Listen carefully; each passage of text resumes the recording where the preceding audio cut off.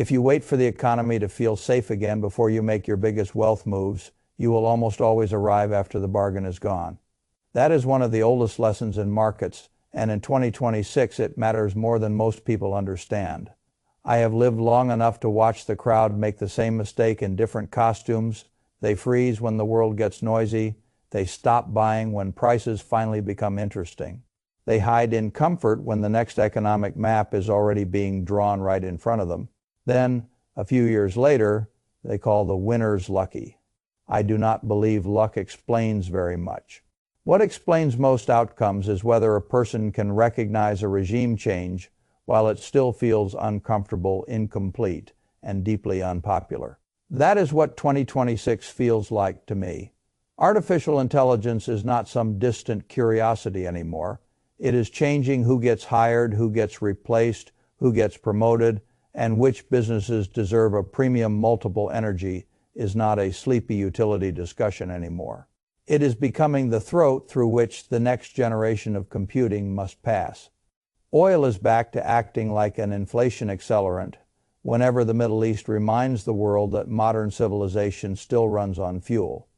Supply chains that look deficient on paper are being exposed as fragile in practice. Tariffs, security concerns, cyber risk, and raw material bottlenecks are no longer side notes. They are now part of capital allocation. When that many forces collide at once, most people become emotional. They call it uncertainty. I call it repricing. And repricing is where wealth changes hands. So if you ask me what purchases people will wish they had made in 2026, I would not start with gadgets, status objects, or anything designed to impress strangers. I would start with assets, hedges, cash flow machines, and one form of self-upgrade that the public still treats like a hobby, even though it is becoming a survival skill. Because the game in front of you is not simply about buying things. It is about buying position. It is about buying future optionality while other people are buying short-term comfort. It is about understanding that when the rules of the economy shift, the old winners do not always remain the new winners, and the people who adapt first are paid twice. They get the new upside. And they buy it before the crowd fully understands what it is worth. I want to give you the operating system I would use if I were building from scratch in this kind of year. Not a list of random tickers, not a little motivational speech about staying positive, not a fantasy where risk disappears, a real blueprint. The mother line is simple in a year like 2026. The smart purchases are the ones that either buy future productive power, buy resilience against monetary disorder, buy durable cash flow, or buy a better mind that can navigate a world where old linear careers are being broken apart. Everything else is noise. I think about this through 5 mechanisms. The first is the replacement wave. The second is the power bottleneck. The third is the panic discount. The fourth is the tangible cash machine. The fifth is the thinking premium. If you understand those 5 ideas, you will understand why millions of people will look back at 2026 and say they should have acted when the opportunity was obvious in retrospect and emotionally difficult in real time. Let me start with the replacement wave, because this is where most people are still lying to themselves. A lot of workers still talk about artificial intelligence like it is some extra tool on the side of their job, something optional, something interesting, something for young coders or startups or people who make images on the internet. That is not how capital sees it. Capital sees labor cost. Capital sees repetitive workflow. Capital sees human delay, human inconsistency, human salary, human error, human training, human management complexity. Then capital sees a machine that does not get tired, does not ask for a raise, does not sleep, does not complain, and gets cheaper as adoption scales. Now, that machine is not perfect. It hallucinates. It breaks. It still needs judgment. But markets do not wait for perfection. They move when substitution becomes good enough, and good enough is already powerful.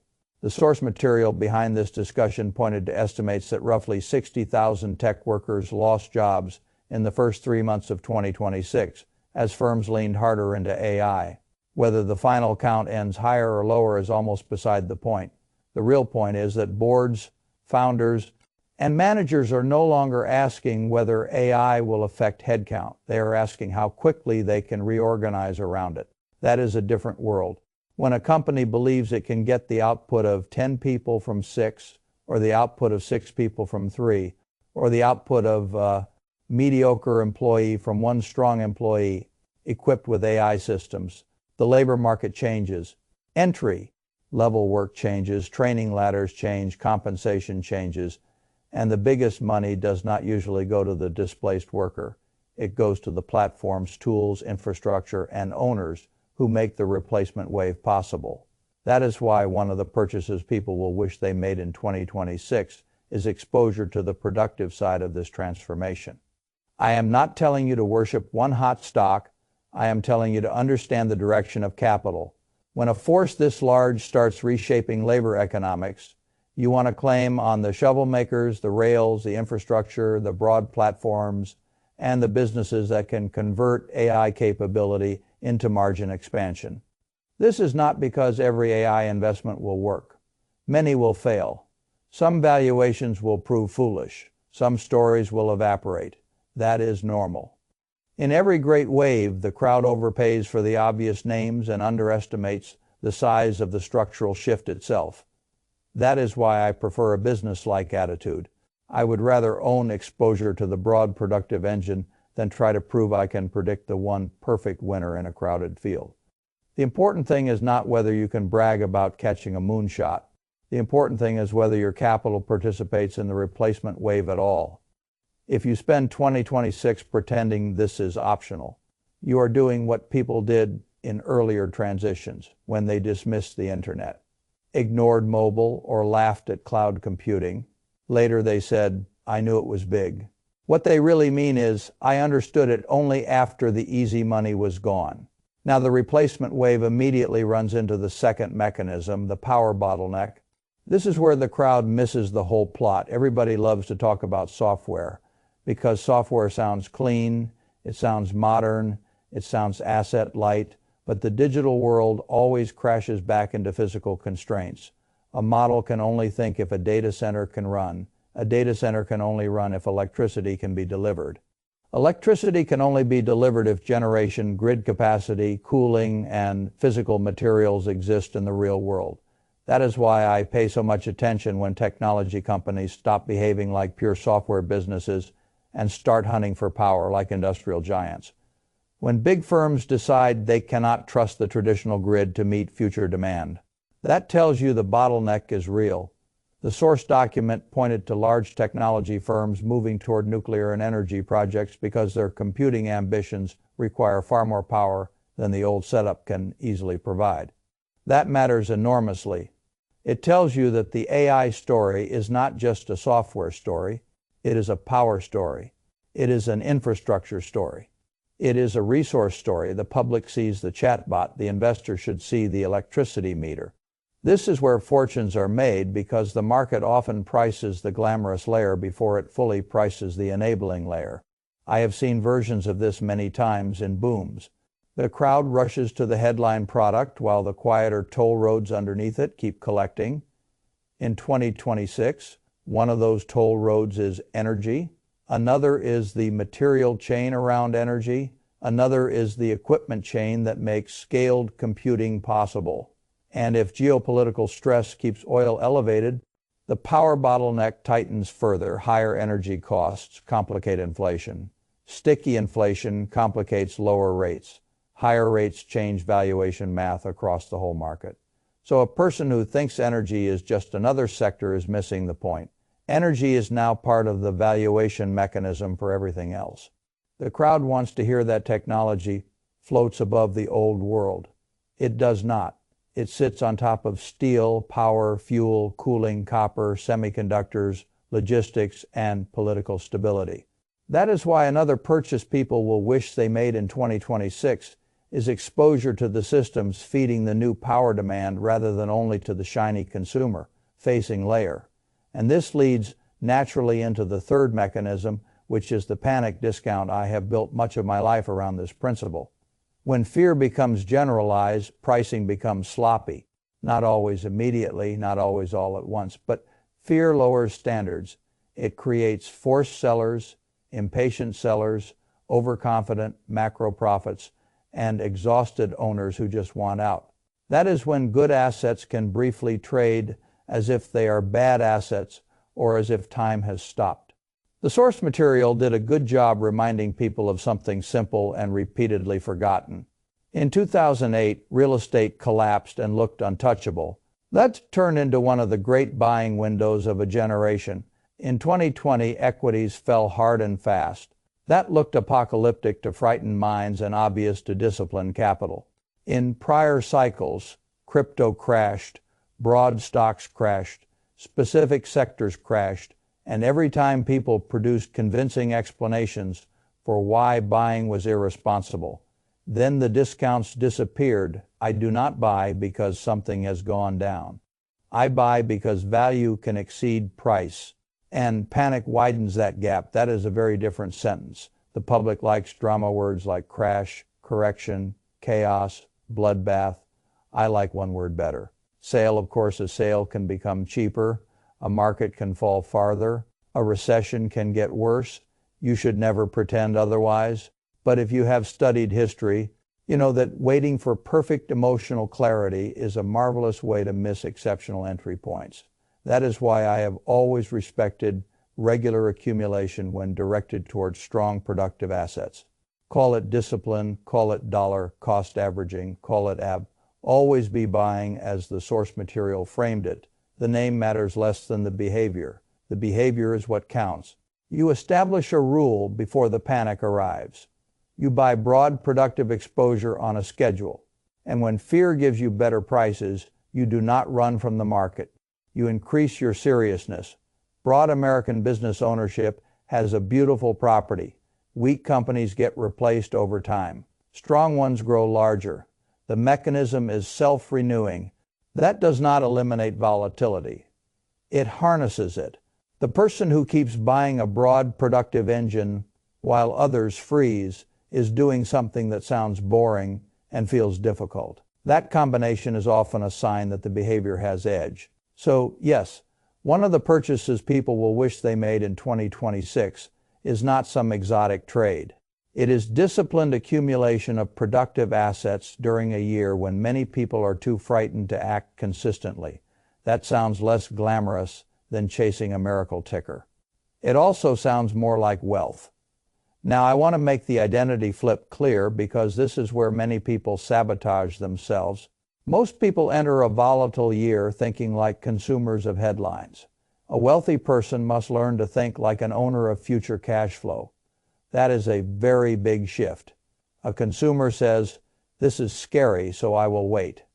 An owner says, "If this business, this asset, or this economic engine will likely be worth more over a decade, why would temporary fear stop me from increasing my stake?" A consumer wants emotional relief. An owner wants favorable terms. The market rarely gives you both at the same time. That brings me to the fourth mechanism, the tangible cash machine.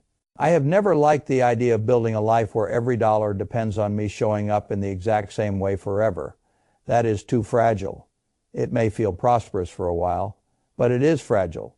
If the paycheck stops, the illusion gets exposed. That is why I care so much about assets that either produce cash flow or can reasonably become cash flow. Real estate is not the only answer, but it is one answer that ordinary people understand because it is tangible. You can see it, you can inspect it. Someone needs to live somewhere, store something somewhere, run something somewhere. That does not mean every property is a bargain. It does not mean leverage is harmless. It does not mean amateurs should rush into deals with no cash and no margin for error. Quite the opposite. One of the oldest ways people go broke is by trying to look rich through reckless real estate. But properly handled, real estate can give you three things. The source material emphasized well. It can give you income, it can give you a hard asset, and it can give you tax advantages. That combination deserves respect. In a world where AI threatens portions of white-collar work, where markets swing wildly, and where monetary policy can punish passive savers for years at a time, a well-bought cash-flowing property does something psychologically and financially important. It reminds you that wealth is not a screen number alone. Wealth can be a contract on human necessity. Rent is not theory. Housing is not theory. Storage is not theory. Well-chosen, conservatively financed real assets can become the kind of machine that pays you while you sleep and holds its place in a world of digital noise. But here again, temperament matters more than excitement. The source material warned against the seduction of no money down real estate, and I agree with the spirit of that warning. Easy leverage attracts people who want the image of ownership without the discipline of ownership. Then a downturn comes, a tenant problem comes, a refinancing problem comes, a vacancy comes, and suddenly they are feeding the bank instead of the asset feeding them. I would rather own a smaller number of durable assets under sane terms than a flashy collection of fragile obligations, because the goal is not to look aggressive. The goal is to become harder to kill. If you understand that, then one of the purchases people will wish they made in 2026 is not simply real estate in the abstract. It is a durable income producing real asset bought with humility, underwritten with realism, and structured to survive the kind of world that is now emerging. Now let me say something that many people misunderstand because they want every purchase to grow. Not every smart purchase is made to outperform stocks. Some smart purchases are made to keep you alive, liquid, and psychologically stable when the world becomes disorderly. This is where gold enters the picture. I understand perfectly well why many intelligent people roll their eyes when gold comes up. Gold does not produce earnings. It does not invent products. It does not recruit better managers. It just sits there silent, stubborn, unimpressed, and yet history keeps inviting it back into the conversation every time people become nervous about money, war, debt, or policy credibility. The source material framed gold correctly. In one important sense, gold should not be confused with a productive engine. It is better understood as a hedge, a reserve, a form of monetary insurance, a way of storing purchasing power outside the promises of policymakers. That distinction matters. If you buy gold expecting it to behave like a compounding business, you will eventually be disappointed. If you buy a modest amount because you understand that governments print, conflicts escalate, confidence wobbles, and currencies can gradually lose purchasing power, then you are buying it for the right reason. I do not need my insurance policy to entertain me. I need it to work when the thing I fear begins to happen. And in 2026, there are enough reasons for people to think carefully about monetary insurance. Oil shocks matter. Geopolitical conflict matters. Debt expansion matters. Policy unpredictability matters. A person who refuses all hedging because it sounds unsophisticated may be mistaking bravado for intelligence. So yes, another purchase many people will wish they made in 2026 is a deliberate, modest hedge against monetary disorder. Not because hedges are glamorous, because fragility is expensive. Now, all of this still misses the most underpriced purchase on the board, and that is the fifth mechanism, the thinking premium. This is the one I care about most, because if the first four purchases buy exposure, resilience, and cash flow, this last purchase determines whether you will deserve to keep what the first four can offer. Every major economic shift produces two classes of people. The first class uses the new tools badly. The second class uses the new tools to become dramatically more capable. The source material put this in plain language. AI will not magically turn a weak worker into a strong one, but it can turn a strong worker into a much stronger one. It can multiply judgment, it can multiply speed, it can multiply output, it can compress research time, it can improve communication, it can widen the advantage of people who already know how to think clearly. That is why the most overlooked purchase in 2026 is not a stock, not a commodity, not a property. It is the purchase of a sharper mind. Books, training, practice, experimentation, financial education, AI fluency, decision frameworks, pattern recognition, communication skill, analytical discipline. These look small to the public because they do not have a ticker symbol, but they may have the highest return of anything on this list. If you become the kind of person who can ask better questions, verify what machines produce, combine human judgment with machine speed, and identify where money is moving before the average worker notices the pattern, Your income power changes. Your investment judgment changes. Your adaptability changes. Your job security changes. Your entrepreneurial odds change. That is not a side issue. That is the heart of the whole game. A lot of people in 2026 are using AI as a crutch for laziness. They are asking a machine to think for them, write for them, summarize for them, and decide for them. They are outsourcing the very muscle they most need to strengthen.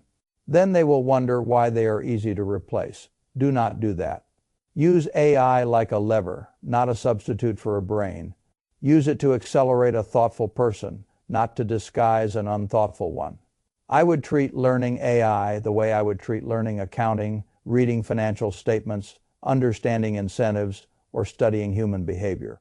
It is part of modern economic literacy. Now, not the whole thing, but part of it. If you spend even 30 focused minutes a day building that muscle, week after week, you are buying something the labor market will increasingly reward and something the market itself will increasingly need. That is why I call it the thinking premium. The crowd is trying to preserve yesterday's competency. You should be building tomorrow. Now let me stitch the whole blueprint together, because in years like this, people get overwhelmed by fragments. They hear AI and think only of software. They hear energy and think only of gasoline. They hear gold and think only of fear. They hear real estate and think only of houses. They hear learning and think only of self-help. That is too shallow. The real blueprint is this. First, buy exposure to the productive engines of the next economy, especially where capital is clearly reorganizing around automation, computation, infrastructure, and the systems that make them possible. Second, buy through fear instead of obeying it. Build a rule-based accumulation habit for productive assets, so the next correction becomes a gift to your future self rather than a crisis of confidence. Third, buy at least some resilience. A person with no hedge, no cash discipline, no margin of safety, and no asset outside the promises of others is not investing. He is hoping. Fourth, buy cash flow machines that can outlive your daily labor, whether through real estate or other assets that send money to you rather than requiring you to constantly liquidate principal. Fifth, buy intelligence, buy skill, buy judgment, buy the capacity to use new tools better than average. Buy the kind of mind that can still think when the crowd is panicking, parroting, or freezing. That is an operating system. That is a protocol. And if you follow it, you stop acting like a person merely reacting to 2026 and start acting like a person using 2026. That distinction will decide a great many fortunes. I also want to tell you something uncomfortable. You do not need every one of these purchases to work immediately for this framework to be right. That is not how serious investing works. Sometimes you buy productive assets and they fall further before recovering. Sometimes you buy a hedge and it sleeps for years before earning its keep. Sometimes you study a new field and the payoff is invisible for a long time before it changes the entire slope of your life. Impatient people call this failure. Experienced people call it compounding. The market has a cruel habit of rewarding conviction only after it has first tested it. That is why your temperament matters as much as your analysis. If you are the sort of person who wants applause in the same quarter you plant the seed, you will struggle. If you can tolerate being early, looking boring, and letting your process work while the crowd chases excitement, you will have an edge. And 2026 is exactly the kind of year that exposes this difference. The headlines are loud enough to paralyze the average person: AI anxiety, oil shock rate confusion, tariff noise, material bottlenecks, geopolitical stress, job insecurity. That cocktail causes millions of people to retreat into passivity. They tell themselves they are being careful. Usually they are just being scared in a socially acceptable way. Being careful is good, being inactive because you cannot emotionally tolerate. Uncertainty is expensive. The future does not wait for your comfort. The market does not ring a bell that says, the fear is now over. You may buy with confidence. By the time confidence returns, price usually has too. That is why I want to end where I began. There will be people who come out of this era with greater wealth, better optionality, higher earning power, and stronger financial resilience. There will also be people who come out of it angry, behind, and full of excuses about how impossible everything became. The difference will not come down mainly to intelligence. It will come down to whether they understood the threshold they were standing at. 2026 is a threshold year. It is a year asking whether you are building a portfolio for the world that is ending or the world that is arriving.